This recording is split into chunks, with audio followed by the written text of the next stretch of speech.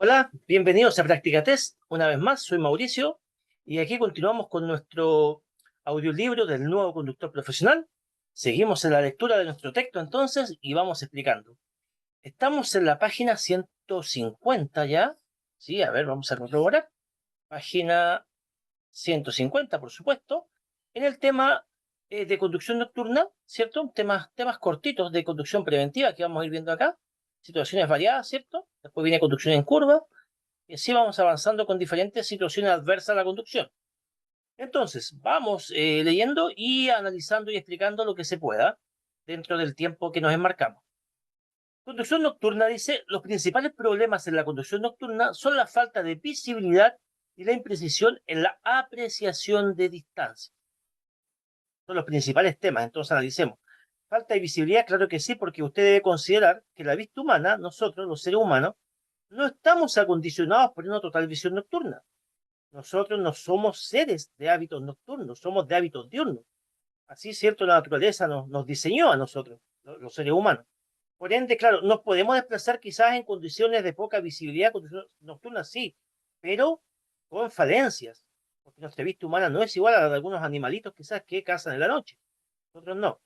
Partiendo entonces de esa base, también vamos a tener imprecisión en la apreciación de distancias, movimientos, colores, etc. ¿Okay? Seguimos viendo, dice acá, recomendaciones, ¿cierto? Para usted como conductor, en la conducción nocturna. Primer punto muy importante, la velocidad, adaptarla a las condiciones de visibilidad. Como siempre, usted no puede correr más rápido de lo que puede ver. Primero miro, observo, analizo, reacciono, ¿ya? Después corro, y voy viendo, ¿cierto? Voy mirando y conforme a lo que voy viendo, yo voy modificando, aumentando, bajando la velocidad, ¿ok? Siguiente punto dice, utilizar correctamente las luces, muy importante. Las luces podemos decir que cumplen tres objetivos. Primer objetivo, que usted pueda ver en la oscuridad. Ya sabemos que los humanos no está condicionados por la visión nocturna, necesitamos de las luces en la noche, ¿cierto? Segundo objetivo de las luces, que a usted lo puedan ver, o sea, hacerse visible para los demás. Y para eso es importante hacer un buen uso de luces, no confundir el resto, ¿ok? Tercer objetivo de las luces, comunicarse con los demás, realizar las señales correspondientes, ¿cierto? De la maniobra que usted está haciendo, de manera bien definida y correcta para no confundir y no propiciar la malinterpretación. ¿De acuerdo? Y acá nos marcan dos guiones acerca del uso de las luces, ¿cierto? Vamos a leerlos. Dice, primer guión, fuera de las zonas urbanas, cambiar luces altas, cambiar de luces altas a bajas. Fuera de las zonas urbanas, cambiar de luces altas a bajas tan pronto como existe la posibilidad de deslumbrar a cualquier usuario. Claro, si usted anda en la zona rural, carretera fuera de la ciudad, usted va con luces altas, pero cuando sea necesario, usted vuelve a luces bajas para que evite encandilar, molestar, deslumbrar a otro conductor o a otro usuario de la vía. También puede ser ciclista, también puede ser un peatón, caminando por la berma, etc. Siguiente guión dice, se pueden hacer señales alternando rápidamente las luces altas y las bajas para evitar un accidente, especialmente en vías estrechas con muchas curvas para advertir de su presencia. Bueno, esto no es algo reglamentario que deba hacerse sí o sí, es algo que queda a la voluntad del conductor. Pero es una buena técnica como de repente para comunicarse, por ejemplo, si de pronto vamos entrando a un puente y vemos que el otro también ya ingresó al puente, o viene acercándose al puente y nosotros ya ingresamos. Entonces, para advertir, podemos empezar a hacer cambio de luces rápidamente para dar como una señal de alerta, ¿ya? No es una regla, sino que es una técnica, ¿ok? Para evitar riesgo. También usted podría eventualmente avisar de alguna situación anómala, por ejemplo, se encontró con animales en las vermas, cerca de las vías, más atrás. Usted le puede avisar al conductor que viene a continuación para que él empiece a moderar su velocidad, él se va a dar cuenta que algo está pasando y debería, cierto, por intuición, bajar la velocidad, ¿ya? Entonces son técnicas, digamos, que también podrían ser malinterpretadas, así que hay que tener mucho cuidado ya de cómo usarla y no caer en un exceso de esto tampoco. Seguimos leyendo. Dice, bueno, especialmente en vías estrechas, con curvas, para advertir de su presencia. Eso ya lo habíamos visto. Ya.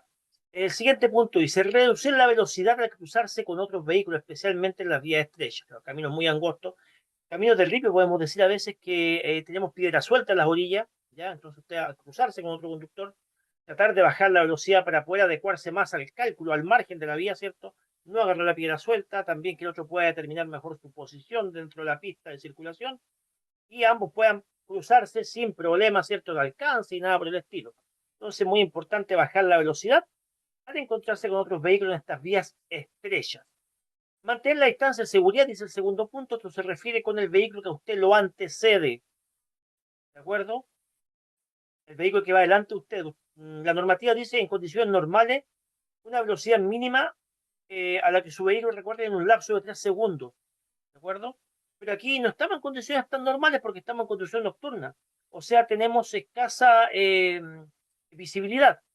Por ende, usted trate de dejar más de 3 segundos, ojalá el doble, 6 segundos si puede, de distancia con el vehículo que va adelante. Siempre guardar más distancia en condiciones adversas con poca visibilidad. Siguiente punto, dice, prestar atención a los peatones y ciclistas que puedan circular por la berma, muy importante, ya que algunos lo hacen en condiciones deficientes para ser vistos con seguridad. Ok, eso se refiere que en las noches, ¿cierto? Por las carreteras pueden ir circulando ciclistas o peatones y quizás con ropa oscura o sin elementos reflectantes que puedan visualizar, que puedan hacer visible su presencia. Esto es muy peligroso, tener mucho cuidado con ellos entonces. ¿Okay? Si uno ve un bulto, algo que se mueva a la orilla del camino, en la berma, usted disminuye la velocidad. Puede ser un peatón con ropa oscura, puede ser un ciclista sin ningún sistema reflectante de luz. Entonces, tener más atención con estas situaciones, que quizás no es culpa de usted, por supuesto, pero usted debe tomar precauciones. Siguiente punto. Extremar las precauciones en los adelantamientos. Obviamente, una maniobra bastante peligrosa, ya lo habíamos hablado, cuando es a alta velocidad en carretera, va a tener que tener más cuidado, ¿cierto? Evitar hacerlo cuando no sea necesario, hacerlo solamente estrictamente necesario, tener un buen dominio de la vía, ojalá conocer la vía de antes. Recordemos que es de noche y cuesta más ver elementos en la vía pública, en la calzada. Siguiente punto dice realizar descanso más frecuente, ya que de noche aumenta la fatiga del sueño, por supuesto. Nuestro organismo está hecho para descansar de noche, ¿cierto? Fisiológicamente nosotros así estamos creados, ¿ok? Aunque muchas personas trabajan de noche igual y después acostumbran el cuerpo a esto, ¿ya? Pero tener en cuenta que generalmente la persona en las noches, como tiene que descansar, el cuerpo está habituado, entonces usted tiene que tratar de, si va a trabajar de noche, si va a cubrir largos tramos conduciendo en la noche, como son muchos de nuestros camioneros, ¿cierto? A lo largo del país, incluso camioneros internacionales que viajan fuera del país, ¿ya? Y tienen que recorrer largos tramos en la noche principalmente, hacer paradas más frecuentes, ¿ya? Evitar forzarse en la conducción, evitar cubrir tramos largos, forzando su cuerpo, forzando, ¿cierto? Sus condiciones. Entonces tratar de, cuando sienta ya un indicio de cansancio, detenerse a descansar, ¿ya? No hay nada más valioso que la seguridad, que la vida. Continuamos leyendo. La página, también página 151 ahora. Conducción en curva. Dice, al circular por una curva, gran parte de la masa del vehículo se desplaza hacia las ruedas exteriores de la curva, salvo que se hagan correcciones bruscas en la dirección con aceleraciones o frenadas que trasladen la masa. Claro, cuando usted va trazando una curva, ¿cierto? Gran parte del peso, la masa, ¿cierto? Se siente que se va hacia el exterior de la curva, ¿ya?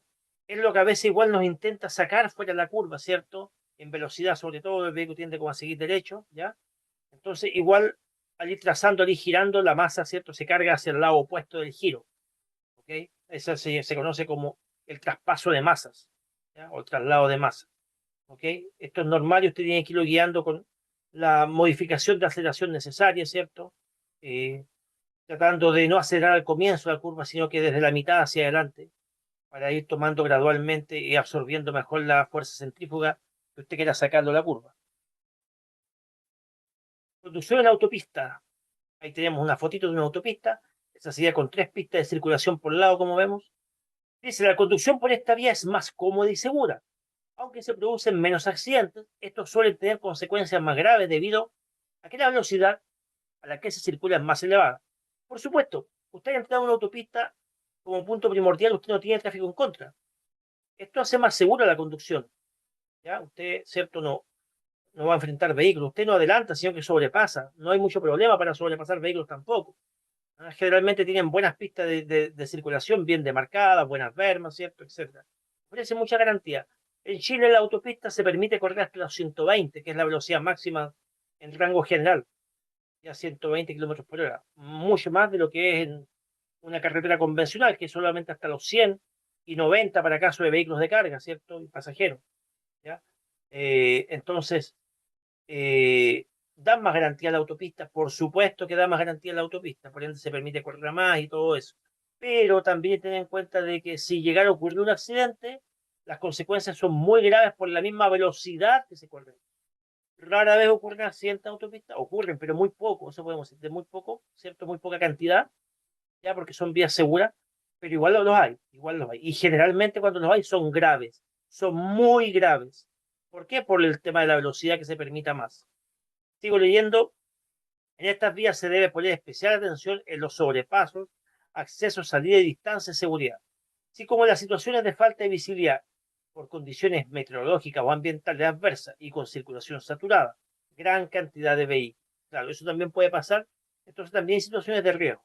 ¿Ya? Poner especial atención, como dice ahí, cuando vaya sobrepasando o cuando usted lo sobrepase, ¿ya? En el acceso, o sea, el ingreso, que son de la pista de aceleración a la autopista, igual algunos se equivocan, la usan de mala manera, algunos creen que por el hecho de poner el intermitente ya pueden ingresar, ¿ya? Y también la salida, algunos ciertos no saben utilizar la salida, bajan la velocidad antes del cambio de pista para salir en la pista de salida, entonces poner especial cuidado en esa situación. Sobrepaso, sobrepasar a otro vehículo, veamos. Dice, antes de sobrepasar, señalizar la maniobra para advertir a los demás usuarios y no causar ningún peligro. Por supuesto, todo cambio de pista que usted realice, debe ser anunciado, ¿cierto? Debe ser señalizado con tiempo. Asegurarse, el siguiente punto dice que no se aproxima ningún vehículo o de que su velocidad y distancia son suficientes. Claro, usted mira por los espejos, que no venga ningún vehículo con intención de pasarlo o que ya venga ocupando esa pista, ¿cierto? Y si viene, que por lo menos venga bastante lejito, ¿ya? Y nos dé tiempo para nosotros hacer bien la maniobra, nos dé tiempo y espacio. Siguiente punto dice mantener la distancia de seguridad con el vehículo que va a ser sobrepasado. Mantener la distancia de seguridad con el vehículo que va a ser sobrepasado sería más que nada la distancia lateral, ¿cierto? Correspondiente ahí, no pasar sobre la línea divisoria, sino que mantenerse bien al margen de su pista de circulación que a usted le corresponde, mientras está pasando el otro vehículo. Después dice, durante la maniobra y para finalizar, estamos hablando del sobrepaso, efectuar la maniobra con mayor celeridad, o sea, apurarse si es que usted va a pasar la maniobra un poquito, ¿cierto? Regresar cuanto antes a la pista correspondiente. Si usted tuviera que volver a la pista derecha, una vez que usted miró los espejos, corroboró que no había nadie, volvió a la pista que le corresponde, ¿ya? Porque la otra pista era solo para sobrepasar, así es que no abusar de eso, ¿ya? Manteniendo, dice, una distancia con el vehículo sobrepasado para no obligarla a frenar al tener que mantener distancia de seguridad adecuada. Muy bien. Antes de sobrepasarlo igual, que también mantener distancia de seguimiento con él, no pueda pegarse a él. Desde atrás estoy hablando ahí. Siguiente punto dice, antes de reincorporarse a la pista derecha, usted antes de volver a la pista derecha, usted debe estar seguro que ningún otro conductor se ha colocado en ese espacio. Por supuesto, mirar bien los espejos antes de volver a su pista y con tiempo. ¿Okay? Hacerlo de manera gradual también, volver a la pista no de golpe ni en forma imprudente, sino que lo más larguito posible, podemos decir, prolongado, ¿cierto? Y cambiándose de pista diagonalmente, en forma leve, no en forma brusca. Cambio de pista. Y por último dice, tener especial cuidado con los vehículos que circulan por la pista de la izquierda o por la pista central, puesto que en cualquier momento pueden desplazarse a la derecha sin previo aviso. Claro, usted va ocupando la pista normal de la derecha, tener cuidado, siempre miradas constantes al espejo, ver en qué posición y qué es lo que vienen haciendo los vehículos que vienen a la pista al lado, ¿cierto? O en la pista que sigue, o los que vienen atrás de usted también con intención de cambiarse de pista o sobrepasar. Mantener siempre ahí un monitoreo, una vigilancia por los espejos de toda esta situación. Aunque usted vaya bien en su pista, no confíe de pronto de lo que pueda hacer, no confíe, digamos, 100%. Igual hay que tener un grado de confianza, pero siempre tratar de ser cauteloso. Siguiente, siguiente tema, siguiente situación, página 152 ya. Dice, distancia de seguridad y velocidad adecuada. Leamos. Aumentar la distancia de seguridad y moderar la velocidad cuando las circunstancias meteorológicas o ambientales disminuyan la posibilidad, la adherencia o las posibilidades de un frenado eficaz. Por ejemplo, si un vehículo se encuentra cargado. Entonces acá nos están instando, nos están aconsejando que aumentemos la distancia de seguridad, que moderemos la velocidad cuando hayan condiciones climáticas adversas, ya no favorables, por ejemplo, viento, ¿cierto? Muy fuerte, exceso de lluvia, viento tipo temporal, de pronto lluvia, escarcha, etcétera. Mala visual por algún motivo, conducción nocturna, ¿ya? Etcétera.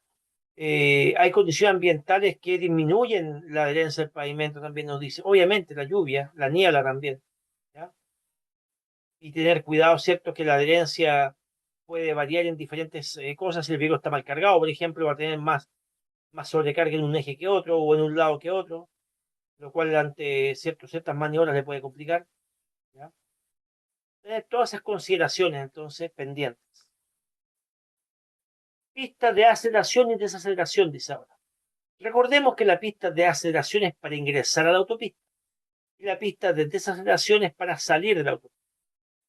O sea, también le podemos llamar pista de ingreso y pista de salida, pero de la autopista, ¿ya? Pues ahí vamos a ver enseguida cuáles son los detalles para usar esta pista, que ya lo hemos hablado pero anteriormente un poquito, pero ahora lo vemos más en detalle. Dice así, en las pistas de aceleración, observar el tránsito y si es necesario detenerse al principio de la pista. Después señalizar debidamente la incorporación y acelerar para alcanzar la velocidad similar a la del flujo de la vía, empleando toda la longitud de la pista si fuera necesario. Ya, ok. A ver, expliquemos. Primero que nada, la pista de aceleración, una pista adicional, ¿cierto? Donde usted circula, donde usted ingresa en primera instancia para después pasar a la autopista, ¿ya? Entonces, la pista de aceleración es una pista de ingreso. Se supone que usted cuando ingresa a la pista lo va a hacer a velocidad medianamente baja y va a ir observando los espejos y señalizando. Cuando usted por los espejos y después de haber corroborado bien y varias veces, observa que no viene ningún vehículo cercano que le pueda complicar, usted inicia el movimiento, ¿cierto? Levemente diagonal, acelerando, ahí ya tomó velocidad, acelerando para el cambio de pista, y ahí usted acaba de ingresar a la autopista, de esa manera, desde la pista de aceleración a la autopista. ¿Ya? Hizo el ingreso. ¿Okay? Ahora veamos, ¿qué ocurre si de pronto me voy dando cuenta que hay mucho tráfico? ¿Qué puede hacer usted? Usted puede llegar, si hay alguna fotito acá de pista de aceleración, no, no hay. Usted puede llegar, ¿cierto?, al inicio, donde empieza la pista de aceleración, ¿ya? Y detenerse, parar. Y desde ahí observar el tráfico. ¿Ya? Después, cuando usted se da cuenta que viene quizás un lapso donde no vienen vehículos, hay que mirando el espejo, ¿cierto? Se da cuenta que hay un lapso más atrás donde no vienen tantos vehículos, vienen muy pocos. ¿Qué hace usted entonces? Ahí usted empieza a avanzar lentamente, pero por la pista de aceleración, en la pista de orilla, ¿cierto? Va avanzando lentamente, vigilando espejo y esperando ese punto que cuando ya ese último auto pase, usted le queda un muy buen espacio para ingresar. Entonces, cuando el último auto va pasando al lado de usted es el momento que usted acelera, toma velocidad, ya para ingresar a esta vía, que es una pista entre paréntesis de velocidad. Y ahí inicia el cambio de pista. Todo esto está ya con intermitente encendido, ¿cierto? Buena vigilancia en los espejos, ¿ya? Entonces, repite, usted observa, ¿cierto?, que no venga nadie cerca. Si viene en vehículo, usted va a esperar y incluso puede parar. Y ahí espera la entrada a la pista de aceleración. Ve que no vienen muchos vehículos, acelera, comienza a acelerar, aumentar, señalizando, hasta que logra el cambio de pista en forma gradual. ¿Ya? Acelerando, pero en forma gradual el cambio de movimiento lateral, digamos, del vehículo.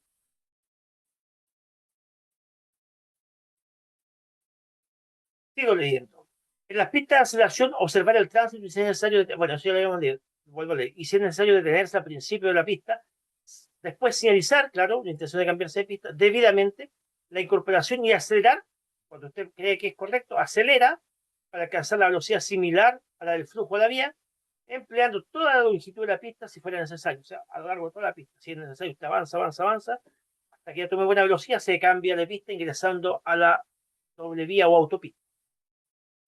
Dice, no reducir la velocidad hasta que su vehículo esté totalmente dentro de la pista de circulación, dentro de la autopista. ¿Ya? Cuando usted ingresó, usted aumentó la velocidad. Cuando ya ingresó, usted sigue aumentando. Cuando ya está dentro de su pista, bien, digamos, definido, ahí ya va por la autopista, usted modera la velocidad o normaliza la velocidad. Siguiente punto dice las pistas trenzadas, pistas de aceleración y desaceleración, ya que también se puede llamar pistas trenzadas. Si se incorpora a la vía, observar la velocidad y posición y maniobra de los vehículos que pretendan entrar a la pista de desaceleración. Si se abandona la vía, observar las intenciones de los vehículos que se incorporan para facilitar su incorporación y nuestra entrada a la pista. ¿Ya? Aquí nos dice que cuando nos incorporamos, ¿cierto?, nosotros a la vía, observar la velocidad a que se mueven los demás vehículos, las maniobras, o sea, hacer un muy buen uso de espejo, ¿ya? Ya sea para salir o para ingresar, en los dos casos. Si se abandona, si usted está abandonando la autopista, ¿cierto? Va a salir lo mismo, observar las intenciones de aquellos que se pueden ir incorporando para facilitar su incorporación y nuestra entrada en la pista, y para que usted pueda ir saliendo. En todo caso, bueno, en Chile lo que es la pista de aceleración casi no se junta con la de desaceleración, están en tramos diferentes, ¿ya? Pero se va a topar cuando vaya saliendo con vehículos que van ingresando, o si los va a ver, pero lo va a ver más adelante seguramente en otra pista, ¿de acuerdo? Ahí tenemos una fotito, aquí tenemos una pista de ingresos, ¿se alcanza a ver? Voy a mover el cursor acá, acá. Entonces, una de las técnicas buenas para ingresar, decía al principio, primero usted puede detenerse acá, ¿eh? También se puede detener. Y cuando observa que vienen pocos vehículos, casi ninguno, ahí usted empieza a avanzar. Sigue observando su espejo, se ve que ya hay un buen espacio, no veía nadie, ahí usted acelera más fuerte para ingresar finalmente. De la forma correcta. Por último, dice, recién abandonada la autopista, el conductor puede percibir que su velocidad es menor que la real. Ya, ¿qué nos dice eso? Que mientras circulamos en autopista y a alta velocidad, tenemos una mala percepción de la velocidad. Muchas veces pensamos que vamos más lento de lo que vamos en realidad, ¿ya? Nos sentimos como engañados. Si miramos el velocímetro, podemos pensar hasta que el velocímetro nos engaña. No, si en realidad yo no voy tan rápido, podemos pensar eso, ¿cierto? Se siente, por lo menos se siente suave, no voy tan rápido. Cuando miramos el velocímetro, una velocidad bastante elevada, pero no lo queremos creer. ¿Por qué ocurre eso? Porque nuestro cerebro se acostumbra a la alta velocidad y luego de un momento de viajar en estas condiciones, nuestro cerebro deja de registrar la velocidad como tal. Entonces, por eso está el peligro de no percibir la velocidad al entrar a la ciudad, por ejemplo. Usted viene de la carretera y va ingresando a la zona urbana. Obvio que tiene que ir bajando la velocidad y muchos no lo hacen porque perciben a su auto como lento. Bueno, para eso todos los vehículos hoy en día traen un velocímetro que usted le va a dar miraditas rápido, ¿cierto? Y usted ahí va a irse acostumbrando a las velocidades, a sentirlas más que nada. Bien, sigamos. Viajes. Nos habla de los viajes. Un temita que para los señores camioneros, ¿cierto? Es muy importante porque lo pasan bastante en la ruta, en estos viajes, algunos muy largos.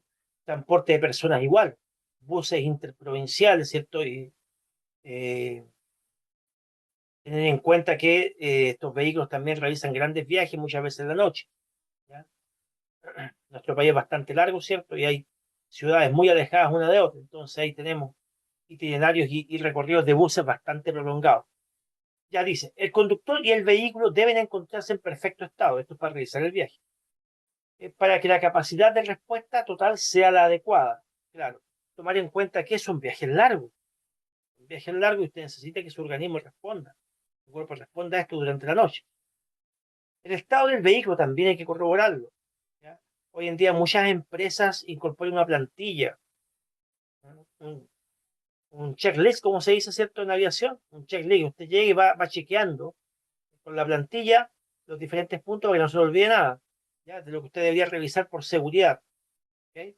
Por ejemplo, sistemas como el estado del vehículo, obviamente en general, el estado de las luces, el encendido del vehículo, la batería que esté bien apretada, que no estén los bornes asulfatados, las ruedas, o sea, los neumáticos con la presión de aire adecuada, los frenos, que no pasen más allá de la mitad del recorrido. El pedal de freno que debe ser durito, no es como el embrague que llega hasta el fondo, el pedal de freno no, ¿cierto? El engrase de los puntos a engrasar en muchos vehículos, ¿cierto? Principalmente en la parte de los cardanes, ¿cierto? Crucetas y eso, algunos tienen puntos de engrasar y, bueno, hablando de máquinas mayores, tienen muchos más puntos de engrase. Nosotros si vamos a realizar un viaje largo, quizás con una carga un poquito pesada, donde nuestro vehículo, nuestra máquina se va a forzar más. La refrigeración del vehículo, chequear, ¿cierto? Los depósitos de refrigeración, las mangueras de agua, que muchas veces con los años se van cortando.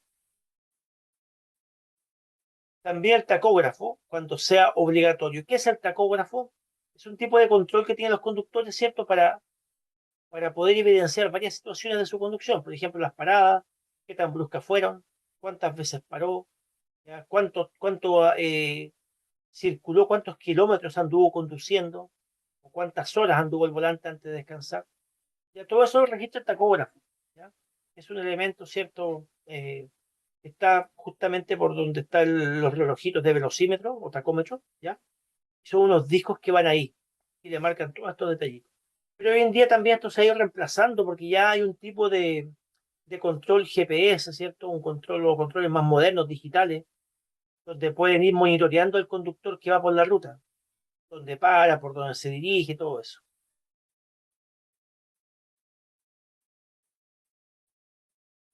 Aquí la 153 ahora. Seguimos los viajes, ¿ah? Estamos hablando de los viajes. Ahí tenemos la foto de un camionero, ¿cierto? Que va en pleno viaje ahí el colega. Dice, el estado del conductor, también importante, tiene que estar descansado, relajado, no tomar alcohol ni consumir drogas y evitar las comidas abundantes. Esto sí es que va a ser un viaje largo, ¿cierto? Itinerario, dice, y horario, si es posible buscar el más cercano, el más seguro, perdón, evitar obras y fechas conflictivas, claro. Si usted tiene la oportunidad de elegir su itinerario, ya si tiene la posibilidad de elegir su ruta, su fecha de salida, justamente tratar de buscar esto. Rutas alternativas, rutas con muy poco tráfico, rutas poco peligrosas, ¿ya? Y las fechas también que no sean fechas de gran movimiento, ¿ya? Por ejemplo, fin de año, ¿cierto? Fiestas patrias. Tenemos ahí grandes movilización, movimiento de gente en trámite y todo eso, la ciudad también, pueblos más pequeños, qué sé yo, ¿ya? Entonces, tener en cuenta eso. Confort y carga. Dice repartir bien la carga y acondicionarla de acuerdo con su naturaleza. Ya, si somos transportistas de carga, depende de lo que llevamos, ¿cierto? Nosotros revisar esto que esté bien. Ya, si depende de otro ordenarlo, bueno, uno le indica cuál es la forma correcta para el buen reparto de la carga sobre los ejes. Evitar siempre sobrecargar las colas, la última parte de atrás de estos vehículos pesados, porque la estabilidad se siente al tiro a alta velocidad. A alta velocidad, un vehículo con carga mal proporcionada o mal repartida, ¿cierto? Acusa enseguida el comportamiento de la dirección y de la suspensión, y también el frenado, por supuesto. Por último, dice documentación. Llevar la documentación obligatoria, excepto que diga todo vehículo, ¿ya? Desde los documentos del conductor, que es la licencia de conducir, desde los documentos del vehículo, que es cierto, permiso de circulación, seguro, revisión técnica, documentos del carro, del remolque, si es que lo lleva, también se lo pide. Entonces, toda la documentación al día. Y también documentos de la carga, en caso de guías de despacho y eso. ¿Ok? Depende del tipo de carga que lleve. Puede llevar productos quizás perecibles o puede llevar, no sé, carga viva como animales. ¿Ok? O sea, hay muchas cositas que preocuparse más allá del rol netamente como conductor, también de nuestra carga. Pero son cosas que generalmente las mismas empresas capacitan a los conductores.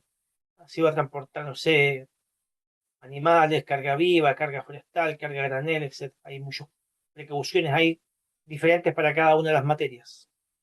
Sigo leyendo, dice, en viajes por itinerarios desconocidos, hay que disponer de un mapa de carretera adecuado, de fácil lectura y comprensión, así como de un plano de localidades por las que se tenga que circular. Ya.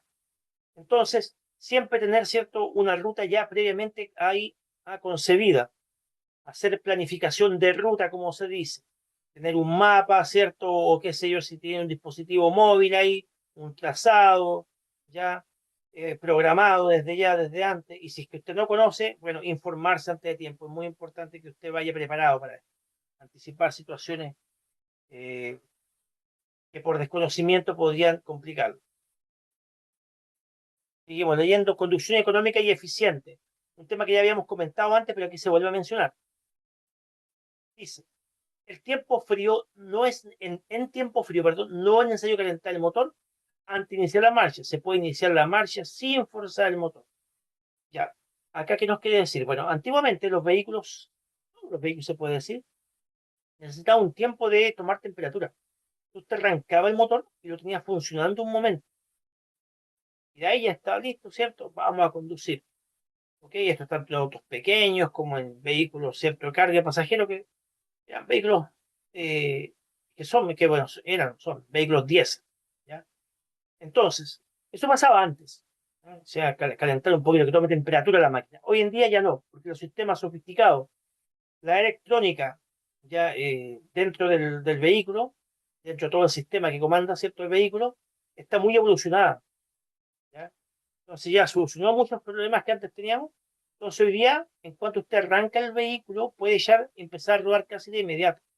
Siempre verificar que nos encontremos con aire en los estanques para el tema de los frenos, ¿cierto? Para que también se desconecten los bloqueos de balata que tiene por falta de aire, que pasa en las noches, los vehículos empiezan a perder aire muchas veces, ¿ya? Eh, Esas cosas sí, obviamente, que hay que mantener el vehículo andando un momento, pero por temperatura del motor ya no es necesario. Vehículos bencineros, por ejemplo, pueden empezar a rodar enseguida. Siempre el vehículo petrolero se recomienda que usted espere unos segundos, ¿cierto? 10, 15 segundos mientras usted revisa otra cosa. Pero ya no son como 5 minutos sagrados como era antes. Vamos. Sigo leyendo. Durante el viaje se debe controlar la temperatura del líquido refrigerante y la presión de engrase y las revoluciones del motor mediante el actual uso de la caja de velocidad. Ya. Durante la conducción, entonces, siempre hay chequeando la temperatura del líquido refrigerante. ¿Ya? Tenemos un relojito en el mismo tablero de instrumentos. La presión dice de engrase. ¿Ok? En algunos vehículos, camiones de carga, tiene un marcador de presión de engrase. ¿Ya? Las revoluciones del motor mediante el adecuado uso de la caja de cambio. Usted también, claro, usted ya como conductor antiguo, quizá ya se va a dar cuenta por el oído cómo está trabajando en cada cambio, cuándo pasamos la marcha o percibiendo más o menos si el motor va forzado o no va forzado. Entonces hay que tratar de ponerse más cauteloso en eso para ocupar bien las revoluciones del vehículo y así también usted va a economizar combustible, mucho combustible.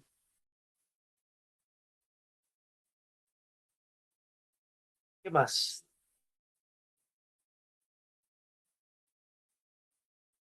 Motor mediante, eso ya lo dimos. Siguiente punto dice, siguiente frase dice, también se puede controlar el consumo ya que algunos vehículos disponen de tacómetro, indicando la zona verde el consumo mínimo. Eso es maravilloso. Muchas veces el tacómetro viene con colores, ¿ya? Prácticamente todos los vehículos hoy en día pesados tienen tacómetro, salvo alguno por ahí que queda un poco más antiguo, pero la gran mayoría es tacómetro. ¿Qué es lo que marca el tacómetro? Las revoluciones del motor, los giros que da el motor por minuto, ¿ya? Si la aguja del tacómetro está en zona verde, está trabajando bien, está economizando, se está manteniendo un mínimo de consumo. Hay economía y menor contaminación. ¿Ok? Eso entonces. Aunque uno puede estar acostumbrado, pero no es malo ir chequeando, mientras uno se acostumbra más o menos a qué velocidad mi vehículo empieza a consumir más combustible o a qué velocidad empiezo a economizar combustible. Entonces ahí uno va sacando la media, la velocidad con las revoluciones y se va dando cuenta si está consumiendo mucho o no. Después más abajo dice, se puede evitar tanto las aceleraciones como la frenada brusca. Se deben evitar. Tanto, claro, evitar siempre aceleraciones de golpe en forma cierto, imprevista. No es para andar corriendo, sabemos que estamos trabajando, estamos prestando un servicio, no estamos haciendo competencias. ¿Ya? Ten en cuenta eso. Lo mismo con la frenada brusca. Una frenada brusca usted le puede desarmar toda la carga igual. Una frenada brusca puede hacer que termine con consecuencias bastante graves si el vehículo de atrás no se da cuenta y no termina impactando. Entonces, siempre la frenada brusca debe evitarse. El último recurso. ¿Se va a ocupar la frenada brusca? Quizás sí, cuando ya no quede de otra. No quede de otra, ¿cierto? Que usted tiene que aplicar freno, pero también tener en cuenta que como está la calzada, el vehículo se puede arrastrar un poco, ¿ya? Puede que los frenos estén largos, los neumáticos pueden estar desgastados, o sea, depende de muchos factores. Sigo leyendo, dice, para aprovechar al máximo la energía que genera el propio vehículo y evitar errores que suponen pérdida de tiempo, aumento de consumo y desgastes, se debe tener en cuenta los siguientes variables. Ya, nos dan algunas variables entonces, ¿para qué? Para aprovechar al máximo, ¿cierto?, el combustible, la energía que está produciendo el vehículo. ¿Ya? Vamos a leer entonces qué es lo que hay que tener en cuenta. El perfil del terreno. Claro que sí. Si usted anda por un terreno quizás de ripio, muy accidentado y todo eso, va a consumir más combustible y va a haber mayor desgaste y deterioro del vehículo en todas sus partes. Pero anda saltando, ¿cierto? Peso total del vehículo. También ten en cuenta cuánto es el peso total del vehículo si usted lo quisiera cargar, para que no sobrepase el máximo permitido. Siguiente punto, revoluciones en las que empieza a empujar el motor, inicio del par máximo. Ya, revoluciones en las que el auto se empieza, o el camión se empieza a mover. Generalmente en un vehículo diésel, usted le pone el cambio más adecuado para salir Sacó el embrague como en 2 tiempos, así con cuidado, haciendo como unas pausas ahí, ¿ya? Saca el embrague usted, ¿cierto? En ese momento el vehículo debería iniciar el movimiento, el vehículo petrolero, ¿ya? Puede acompañarlo con un poco de aceleración, ¿ok? Pero debería iniciar el movimiento del vehículo petrolero, ¿cierto? Sacar el embrague con cuidado en 2 tiempos. Primero, hasta que ese punto de fricción, hasta que se mueva. Una vez que el vehículo avanzó, terminamos de retirar el embrague, ¿ya? Generalmente, bueno, el vehículo diésel no requiere mucha aceleración porque tiene mucha compresión y tiene fuerza en el torque, ¿ya? En el par motor. Ya habíamos explicado antes qué es lo que era.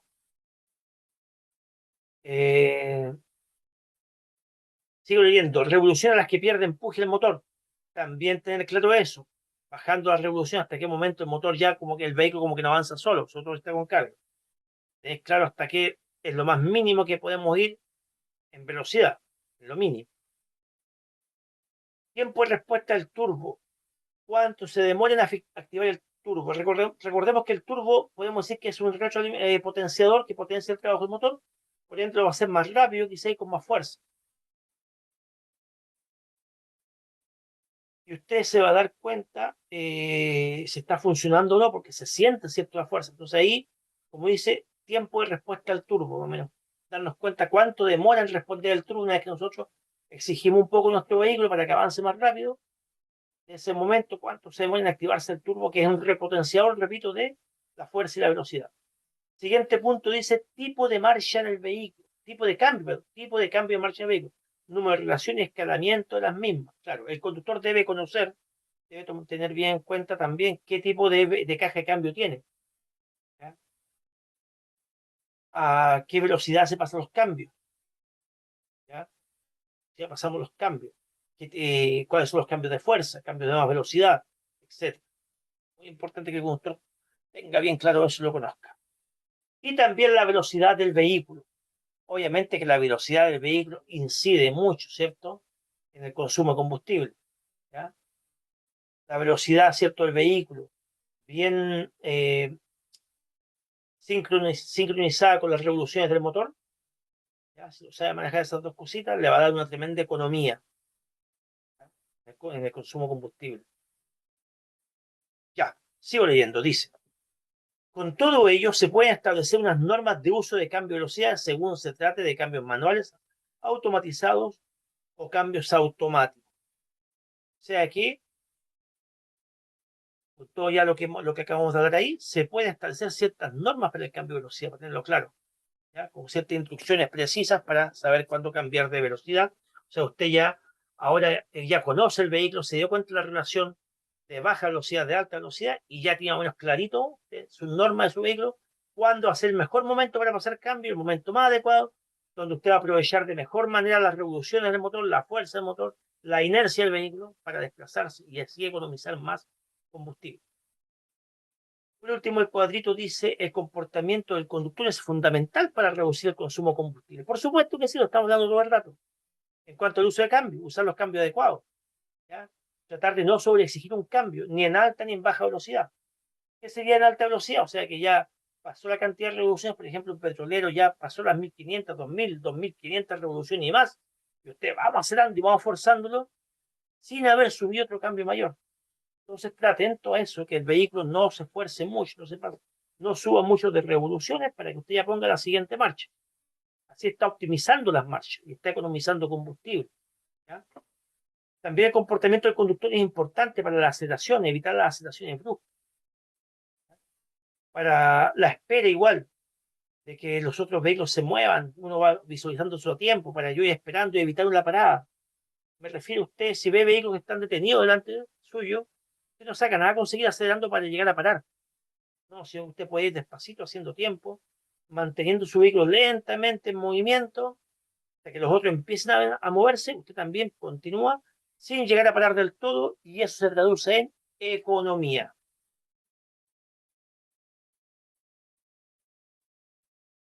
Acá vamos a entrar a un tema más largo, ¿cierto? Que es el uso de cambio. Ah, no, no es tan largo, perdón. Después se divide otros temas, pero no tienen que ver con el uso de cambio. Ya. Dice entonces, este va a ser el último tema que vamos a ver, estimados. Dice cambios manuales y automatizados. Iniciar el movimiento en la relación más alta posible o lo indicado por el fabricante, sin castigar el embrague necesariamente. Iniciar el movimiento, o sea, usted sale de inercia en el cambio más alto que pueda. Siempre tiene que ser un cambio de fuerza. Por ejemplo, en un automóvil particular, todo el mundo prácticamente sale en primera. Si pudiera salir en segunda, a veces también lo hace. Eso significa economía, porque se está saltando un cambio que consume harto, que es la primera. Hablemos de camiones, vehículos de carga, vehículos de mayor envergadura, generalmente salen en cambios más altos. Puede ser segunda, tercera, cuarta, principalmente. No aproveche ese cambio al máximo, tratando de no acelerar mucho ni tampoco castigar, dice mucho el embrague. ¿Qué significa castigar el embrague? Quedarse muchos segundos, mucho rato con el pie a medio recorrido, sino que es un ratito nomás. Usted sintió que su vehículo ya tomó buen movimiento, seguro usted suelta todo el embrague. Sigo leyendo. La relación elegida depende del número de revoluciones de cambio, de la multiplicación de estas y del grupo cónico. Claro, el cambio que elegimos para poder mover nuestro vehículo de inercia depende, claro, también del tipo de vehículo, a qué revolución está trabajando y todo eso. Siguiente punto, dice, el embrague debe levantarse hasta su punto de fricción sin acelerar. Desde este punto se debe liberar totalmente en un tiempo no superior a 2 segundos. Ya cuando usted va saliendo, ¿cierto? Levanta el embrague solamente hasta el punto que el vehículo se quiere empezar a mover, porque ahí se produce el punto de fricción. ¿Ya? ¿Qué más? Nos dice, desde este punto se debe liberar totalmente en un tiempo no superior a 2 segundos. Una vez que el vehículo ya se movió, ya tomó avance, recordemos, usted ya se acabó el embrague solo hasta el punto de fricción o punto de movimiento. ¿De acuerdo? El vehículo se movió, la máquina avanzó. Si es petrolero, prácticamente se mueve sin aceleración. ¿Ya? Diésel, si es diésel. Eso va a depender, si porque si tiene un poco de carga, capaz que necesita aceleración. No un poco, perdón. Si tiene una buena carga, capaz que tiene más peso, necesita que usted acelere un poquito para ayudar eh, en el inicio del movimiento, en la salida. ¿Ya? Entonces, el embrague solo hasta el punto que que el camión se movió. Mantenemos unos segundos, no más de 2 segundos, dice ahí, y después liberamos todo el embrague. ¿Okay?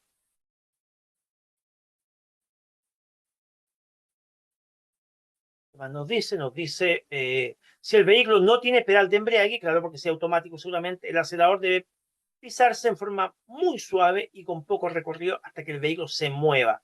Sí, claro, si solamente basta con acelerar, usted podría colocar el cambio, ¿cierto? La selección de directa o el cambio que sea para ir para adelante. Como es automático, que no tenemos embrague, entonces, ¿qué hace usted? Acelera suavemente, solo hasta sentir que se empiece a mover el vehículo. Ahí lo mantiene, ¿cierto? Y ahí va viendo, bueno, si después quiere tomar más velocidad o no, pero siempre lo va dando con un poquito de tiempo. Recordemos que esta máquina va a ir pasando los cambios solitos. Siguiente punto dice, si se inicia la marcha en pendiente ascendente, o sea, hacia abajo, se debe tener especial cuidado con la elección de la marcha, vigilando que el vehículo no se vaya hacia atrás. Perdón, ascendente, ascender hacia arriba. No era descendente, era ascendente hacia arriba. Ya usted va a iniciar la marcha, tendría en cuenta qué cambio va a ocupar usted, ¿cierto? Cómo va a hacer la técnica con los pedales para evitar que se vaya para atrás la máquina. Mucho cuidado con eso. Ahí usted puede avanzar un poquito con el punto de fricción, hasta que la máquina se pueda mover, hasta que siente una vibración y luego suelta el freno. Sin alargar el embrague, la máquina debería quedar ahí. Ahí ayuda con un poco de aceleración, sin alargar el embrague todavía. ¿Acelera para qué? Para que las revoluciones, ¿cierto?, tomen un trabajo de acorde al movimiento que la máquina necesita, ¿ya? Y de ahí puede alargar ligeramente un poco de embrague y sentir cómo se empieza a mover. Podemos contar 2 a 3 segundos y soltar todo para que la máquina se nos mueva hacia adelante. Así evitamos que se vaya hacia atrás, ¿ya? Para ganar velocidad, dice, en llanos o en descenso, ya ahora obviamente en llano, en plano o en descenso también, bajando o descendiendo, se saltan las marchas que el vehículo permita de forma que al terminar el cambio las revoluciones queden dentro de la zona de empuje del motor. Claro, si ustedes se dan cuenta que la vía está levemente inclinada, puede aprovechar esto, ¿cierto?, para saltarse un cambio, pasar un cambio siguiente. Eso también sería ahorro de combustible. De manera que en el momento que está pasando el cambio, el vehículo agarra más velocidad por el descenso que hay. Al ir ya quitando el embrague, ya va normalizado con la velocidad en relación al cambio que usted aplicó, saltando una marcha. En relación más baja, dice, las revoluciones pueden quedar por debajo de la zona de empuje, siempre que el vehículo responda. En revoluciones más bajas, por debajo de la fuerza de empuje. ¿Por qué? Porque va en descenso. No necesita tanto la fuerza de empuje los cambios, porque el mismo relieve de la vía le ayuda. Por último, dice en llano, o sea, en plano. Se selecciona la relación más alta posible, no manteniéndose por debajo de la zona de empuje del motor, para aprovechar al máximo el empuje con el menor consumo. ¿Ya? Ok, o sea, usted va en plano. Ahora, usted va a elegir el cambio más alto que puede ir circulando para poder mantener esa velocidad constante, ojalá estable del vehículo. ¿Ya? Tratando de que el vehículo no baje a una velocidad por debajo de la zona de empuje. ¿Ya? De acuerdo, que vaya como a tirones porque usted lo lleva demasiado desacelerado. ¿Ok? Porque ahí también hay un consumo. Entonces, así está aprovechando el menor consumo posible para mantener una velocidad estable en su máquina de la ruta, en plano. Muy bien. Hasta aquí entonces sería estimado con nuestra clase de el día de hoy, la correspondiente. Estamos en la página 154, quedamos como a media página, ¿cierto? Acá estamos en la parte de conducción eficiente, aprovechar al máximo las marchas, los cambios, ahorro de combustible, tanto en llano, ascenso y descenso. ¿Okay? Espero que esto haya sido de su agrado. Nos vemos en la próxima oportunidad. Ha sido Mauricio para Práctica Test. Que esté muy bien. Hasta pronto.